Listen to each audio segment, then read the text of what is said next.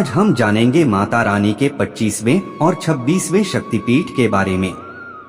25वां शक्तिपीठ बैद्यनाथ जय दुर्गा शक्तिपीठ है, जो कि झारखंड राज्य के देवगढ़ में स्थित है।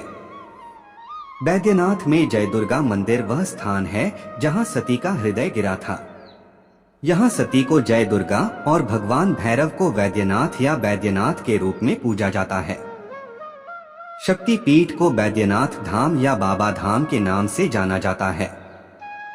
चूंकि सती का हृदय यहाँ गिरा था, इसलिए इस स्थान को हरदापीठ भी कहा जाता है।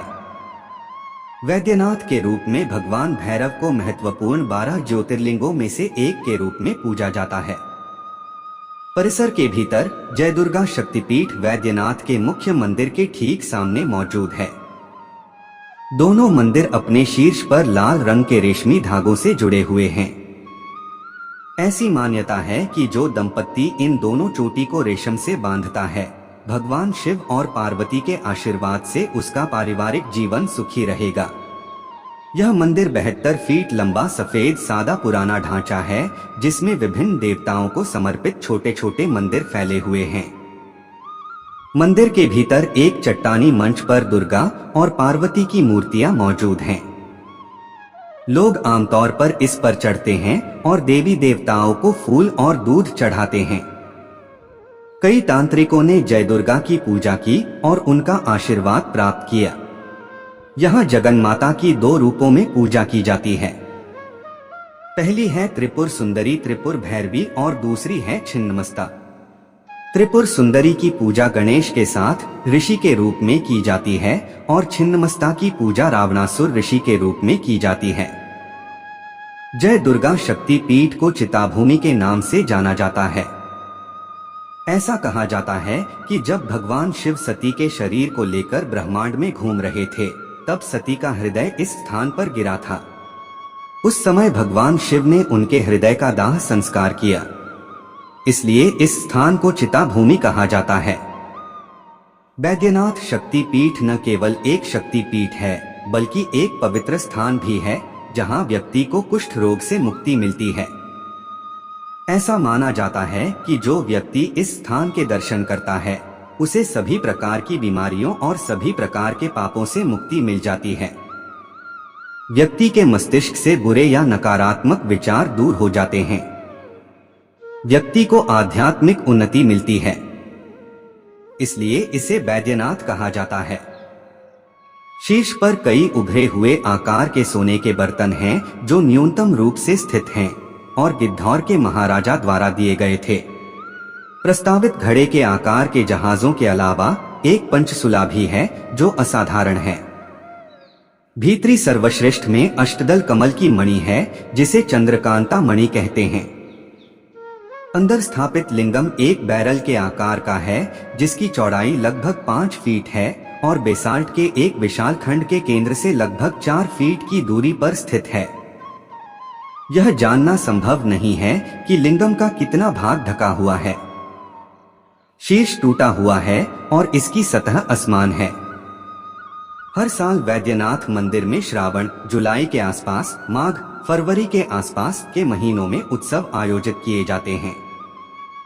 अश्वयुजा नवरात्रि, अक्टूबर के आसपास उत्सव भी आयोजित किए जाते हैं। यह प्रसिद्ध तीर्थ स्थल और पर्यटक स्थल श्रावण के मेले के लिए भी जाना जाता है। जुलाई और अगस्त के महीने में 8 मिलियन से अधिक श्रद्धालु एकत्रित होते हैं और गंगा से पवित्र जल प्राप्त करते हैं।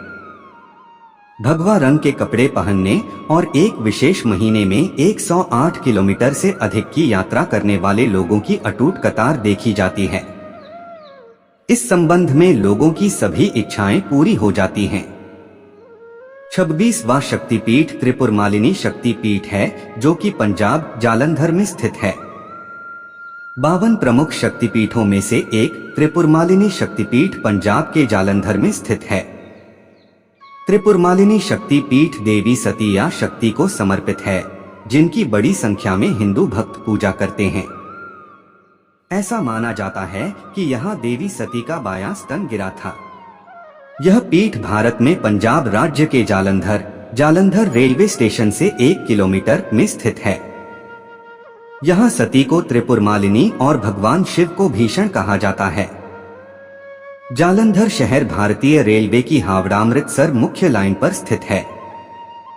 वशिष्ठ, व्यास, मनु, जमदग्नि, परशुराम आदि जैसे विभिन्न ऋषियों ने यहाँ त्रिपुर मालिनी के रूप में आद्य शक्ति की पूजा की थी। पुत्र प्राप्ति के आशीर्वाद के लिए शक्तिपीठ की पूजा की जाती है। त्रिपुर मालिनी शक्तिपीठ की पुरानी संरचना का नवीनीकरण किया गया है और इसे आज के स्वरूप में बदल दिया गया है। मंदिर परिसर में नए खंड भी जोड़े गए हैं। यहाँ एक विशाल तालाब है जिसे हिंदी में तालाब कहा जाता है, जो मुख्य मंदिर जितना ही पुराना है और यही मुख्य आकर्षण है और इसी कारण इसका नाम देवी तालाब मंदिर पड़ा। मुख्य मंदिर के अलावा देवी काली को समर्पित एक मंदिर भी है। हाल ही में मंदिर परिसर में अमरनाथ गुफा मंदिर जैसी एक संरचना जोड़ी गई है। जैसा कि हम जानते हैं, त्रिपुरमालिनी शक्तिपीठ उस स्थान पर बनी है जहां माता सती का स्तन गिरा था, इसलिए इसे स्तंभपीठ के नाम से भी जाना जाता है। इसके अतिरिक्त ऐसा कहा जाता है कि मूर्ति में माता वैष्णो देवी, माँ लक्ष्मी और माँ सरस्वती की शक्ति भी है। ये सभी देवियां भक्तों की सभी इच्छाओं को पूरा करती हैं। अन्य शक्तिपीठों की तरह यहाँ भी एक दिया हमेशा जलता रहता है। त्रिपुरमालिनी शक्तिपीठ में मुख्य रूप से रविवार और मंगलवार को बड़ी संख्या में श्रद्धालु आते हैं। यहाँ देवी शक्ति के रूप में है। कुछ लोगों का मानना है कि त्रिपुरमालिनी शक्तिपीठ में जिस किसी की आकस्मिक मृत्यु हो जाती है, वह मृत्यु के बाद स्वर्ग जाता है। इस स्थान पर मरने वाले पशु पक्षी भी जन्म मृत्यु के चक्र से मुक्त हो जाते हैं। एक अन्य मान्यता के अनुसार सभी देवता माता रानी से मिलने के लिए आंशिक रूप से यहाँ उपस्थित होते हैं। यहाँ और हर शक्तिपीठ पर पूजा करना बेहद शुभ माना जाता है। पूजा करने से हम सभी माता रानी के सुरक्षित एवं सुरक्षात्मक हाथों में हैं।